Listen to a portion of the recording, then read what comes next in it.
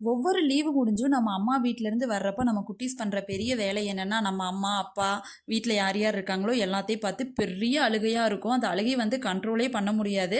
அந்த மாதிரி தான் எங்கள் வீட்லேயுமே நடக்கும்.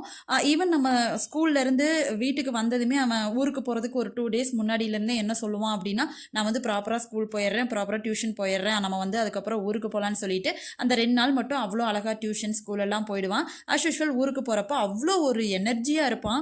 நைட்டு 2:00 வந்துட்டு பஸ் நின்னுச்சு அப்படின்னா, அவனே இறங்கி வாம்மா போய் காஃபி குடிக்கலாம் அந்த மாதிரிலாம் சொல்லுவான்.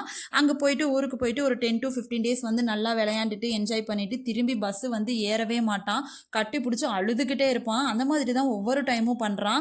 எனக்கு வந்துட்டு ஒவ்வொரு டைம் அவன கூட்டிட்டு வர்றப்பலாம், அடடா! என்ன வாழ்க்கை இது அப்படிங்கிற மாதிரி தான் இருக்கும். பட் வந்து படிப்பு, மத்த வேலைகள் எல்லாமே ரொம்ப முக்கியம். இந்த மாதிரி உங்க குட்டீஸும் இப்படி தான் பண்ணுவாங்களான்னு சொல்லிட்டு இந்த வீடியோ பார்த்தீங்கன்னா, மறக்காம கமெண்ட் பண்ணுங்க.